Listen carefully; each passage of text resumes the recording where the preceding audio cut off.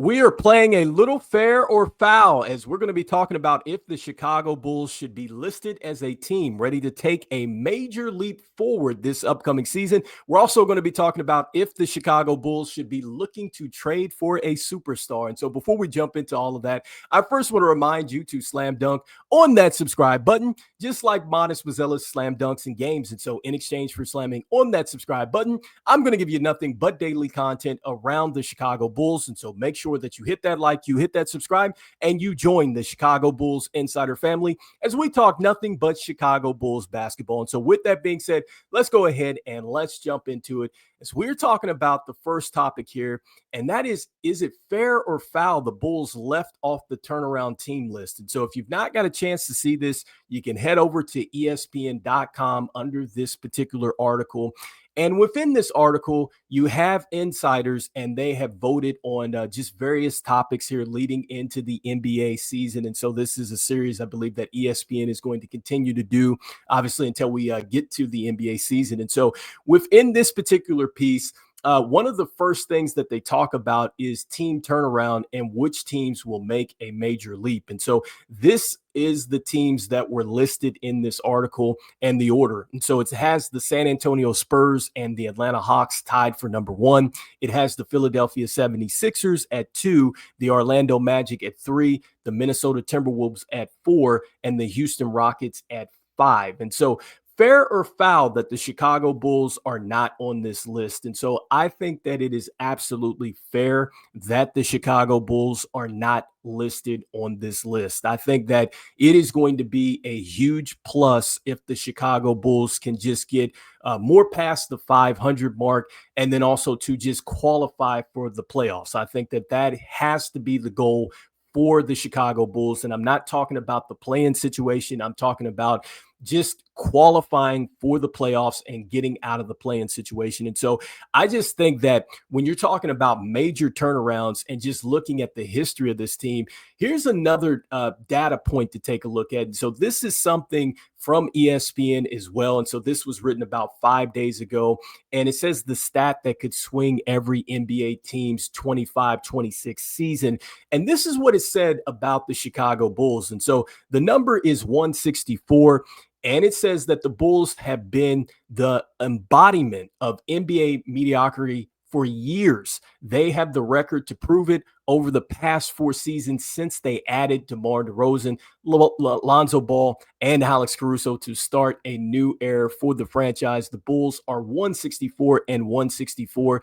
And while DeRozan, Ball, Caruso, and Zach LaVine are all off the roster, they still show no signs of embarking on a true rebuild.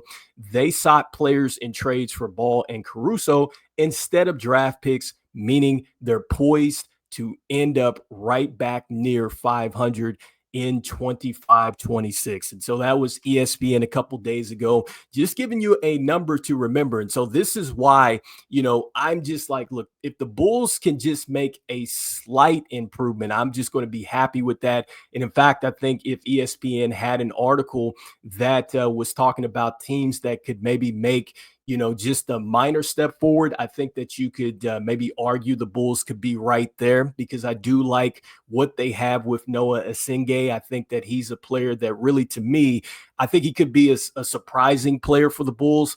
And then also, too, I think that Modest Mazella's is going to be a lot better than what he was a season ago. I know some people know he's going to be good, but I think he's going to be a lot more better than advertised. And also, too, I think the backcourt is going to prove some people wrong. And I do believe that Ayo Dosunmu is going to come back on a mission this year, with it being a contract year coming off of that shoulder surgery.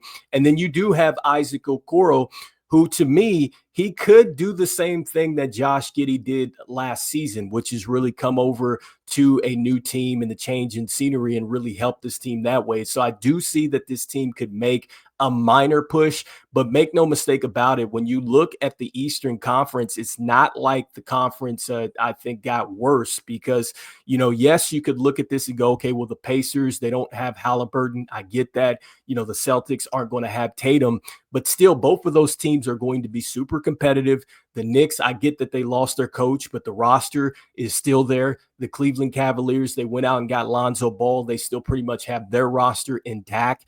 And then the Pistons, even though they don't have Malik Beasley at the time of this recording, they've still gone out and added some good pieces. They have a nice young core. The Orlando Magic went out and made a major trade. Really, it was kind of an all-in type of move. The Atlanta Hawks definitely got better.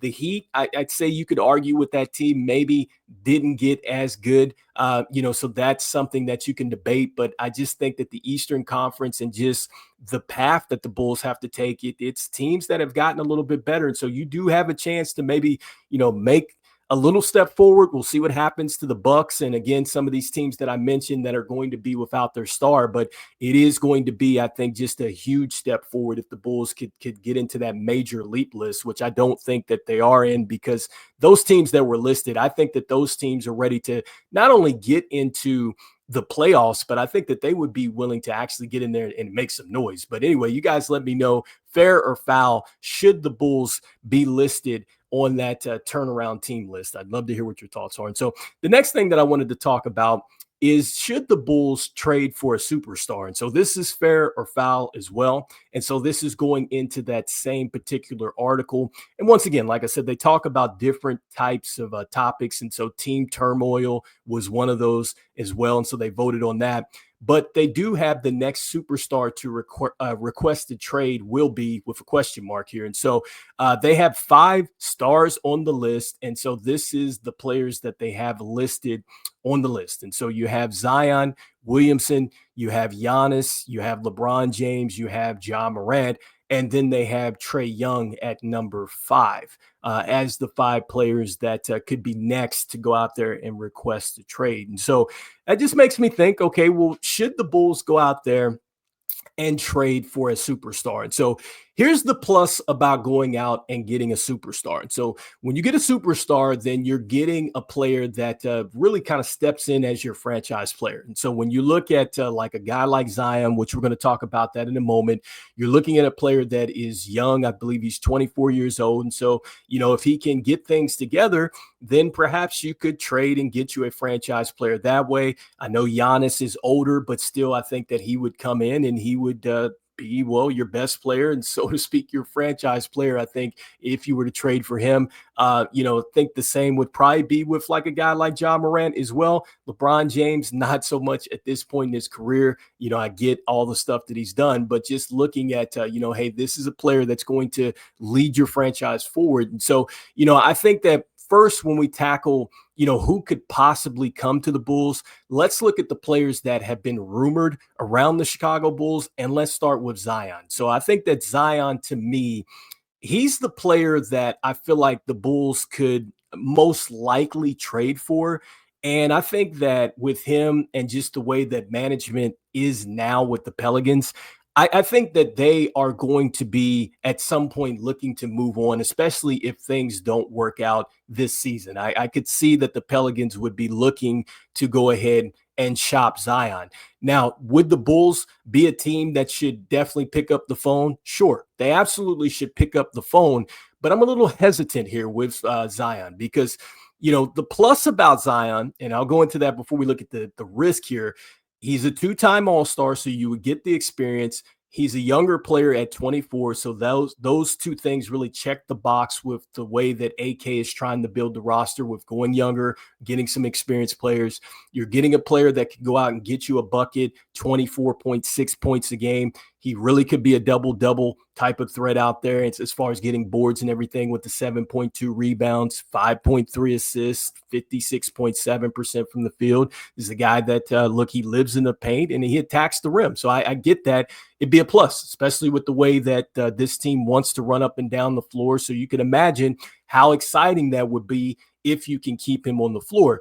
Now, the risk about this is that Zion really has missed a ton of games. And this is also a guy that really, once you get past him attacking the paint, the lobs and all that stuff like that, he is not a very good 3-point shooter. And that is something that this offense has really developed into, right? That's something that they've changed into this last season, which is getting up and down the floor. They want to get to the space and pace, and they want to knock down those threes and stuff like that. And so that teams are going to make the adjustment to try to make Zion shoot the basketball more. And so that's something that you would have to think about just from, a scheme and a style fit there.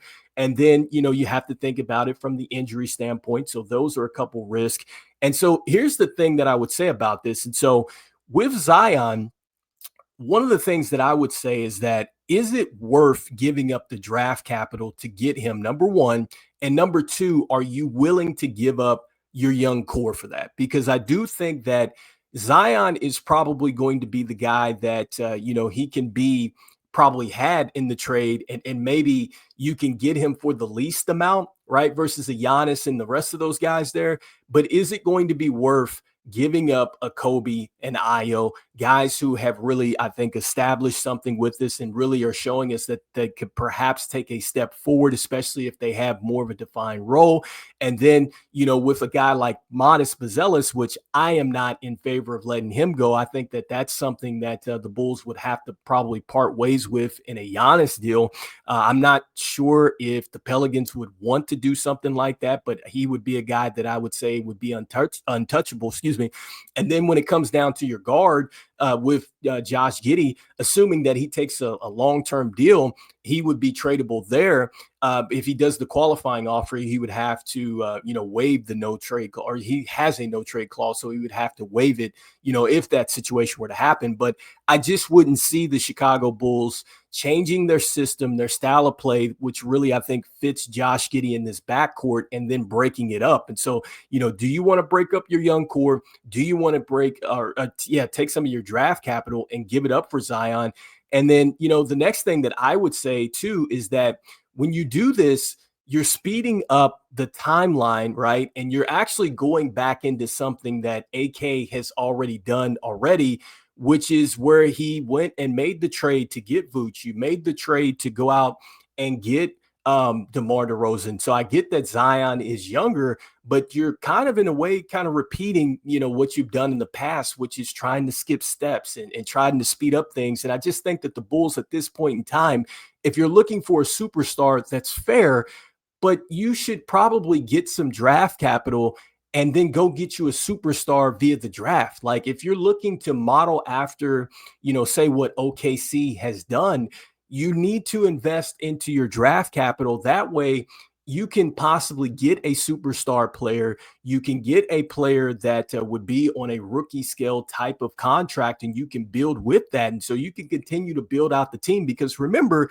if you go out and you get a guy like Zion or you get a guy like Giannis, the job's not finished. Like you still have to build out the team. And so you're telling me you're going to give up draft capital, you're going to break up some of your young core, and you still need to build the team out correctly in order for it to compete with those guys on there. And so this is why, for me, I just think that it's not worth the risk to go out and trade for a superstar at this time. Don't make no mistake about it. Like the Bulls at some point are going to have to get aggressive in some way, shape, or form. I'm not saying that they necessarily have to be aggressive to get a superstar, but I think that they are going to have to be aggressive to go out and put themselves in position to get one. And so that's either, to me, I think the best bet is to get the draft capital and go that way, or you could take a risk and go out here and get you one of these guys that immediately will impact your roster. But is it worth the risk? And so, another thing that I'll say in closing, especially with Zion, do you think that with Zion coming over to the Chicago Bulls, like a change in scenery, would that necessarily be what he needs in order to really realize that he is a franchise player? Because I just think that, he hasn't got to that point with the Pelicans. And I just wonder, would a change in scenery to the Chicago Bulls really be what he needs to go, okay, hey, I need to be available. I need to do everything I can to be, this superstar franchise player? Because I don't know if it's necessarily happened with the Pelicans. And I think that that's more so a mindset. And so I just don't know if that changes once he gets to Chicago. If that were to happen, I mean, maybe it does, we would never know until something like that happens. But that would be one of the bigger questions that I would say. And I would just say this, man, with just the fan base and just like how passionate we are with this team and stuff like that. Like if some of this stuff, like the play and just not being available and stuff like that happened with Chicago, like, man, it would be rough because I just think that the fans would just kind of pour in on that. So I think that that's something that you have to consider as well. But anyway, you guys let me know in the comments, is it fair or foul? Should the Bulls trade for a superstar? So fair, you're saying yes, foul, saying no. And then the next thing too, do you think that it's fair or foul that the Chicago Bulls were left off just the list here for the team that could turn around things and just take a major leap forward this upcoming season? So I'd love to hear what your thoughts are. And look, as we always say, go Bulls, and I will see you guys on the next one. All right, peace.